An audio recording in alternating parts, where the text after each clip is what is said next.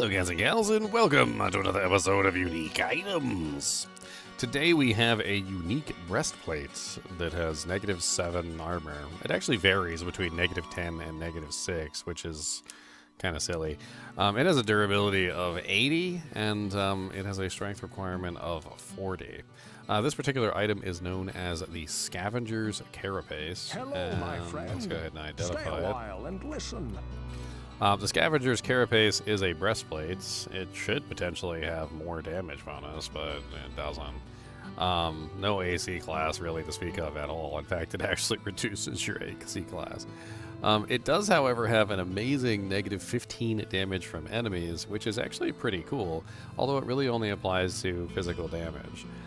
It can, however, help prevent you from going into hit recovery state, and there's some other interesting things about this particular armor.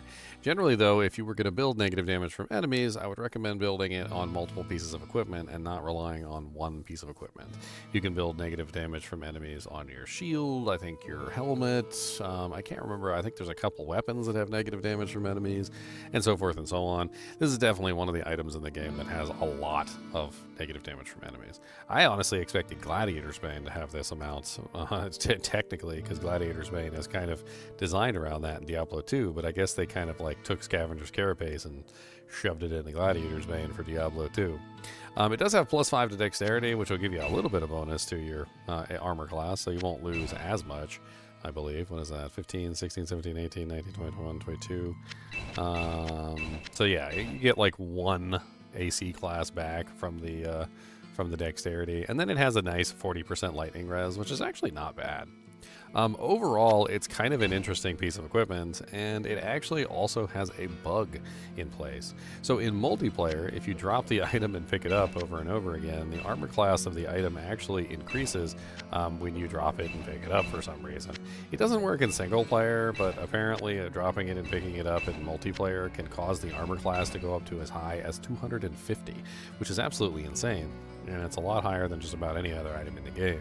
In the bugged form, with the -15 damage from enemies, 250 defense, and also the resist lightning 40%, it is definitely a very formidable plate. It also has some very interesting connotations in terms of preventing hit recovery, because the -15 damage can help prevent the damage from actually hitting the threshold that would cause you to go into a faster hit recovery state.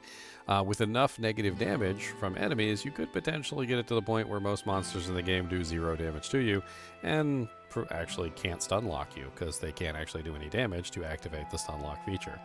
However, most of the time, monsters can hit as high as 100 damage in melee in harder levels of difficulty, and so it's a little difficult to get the negative damage high enough to the point that, you know, it has a huge impact on that 100 damage that's coming in.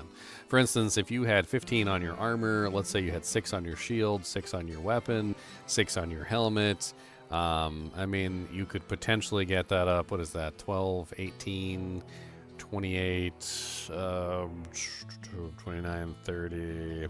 31, 32, 33. So you get like -33, which would still reduce the damage by a pretty significant degree, but not enough to make it like impossible for the monsters to deal damage to you in higher levels. However, in lower levels, you can definitely make it easy enough to hit to that. And if you get the armor class to 250 with the bug in multiplayer, by equipping it, dropping it, picking it back up, equipping it, dropping it, picking it back up, equipping it, dropping it, picking it back up, I'm pretty sure that you can get your defense way higher. And it's probably one of the better items in the game. Unfortunately, it doesn't work in single player, which is really quite sad. As you can see also, it is a different class of equipment. So unlike a lot of the other equipment in the game, which doesn't change your character's appearance, and you end up with the same boring wooden shield and the same boring leather outfit, the Scavenger Carapace is considered a higher class, and you get the fancy shield and like the plate mail, and he holds his helmet on the side of his body like that, which is pretty cool. And you get like the sword on his back, you know, like, which you don't even get the sword on your back with like the regular armor. And even though my little buckler is just a little baby buckler, I mean, it looks like a freaking badass kite shield. You know what I'm saying? So there's also the added benefit of that, which is it actually looks cool. It's definitely an intriguing armor that was made during a time when, you know, like they weren't really quite sure how they wanted to make uniques yet. Unlike a lot of the other uniques, which I would say, you know, are garbage or only useful at lower levels, this one definitely has some very interesting connotations that could be potentially built around. That negative 15 damage from enemies is massive. And, yeah, I mean, there are other benefits like the resistances, the dexterity, and potentially 250 armor class if you want to bug the crap out of it. In fact, you know, you could probably just, if you wanted to be lazy in single player, you could just edit the item to have 250 AC to essentially anticipate being able to bug it in multiplayer.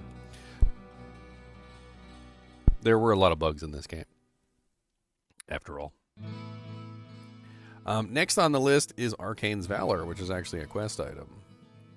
So, as always, I do appreciate you guys and gals joining. Be sure to hit that like button and subscribe button if you enjoy the content. I did forget to check and see how much it costs. Whoa, what can I do for you? So 3,500, not bad. Not a great price, but not bad. And as always, keep watching.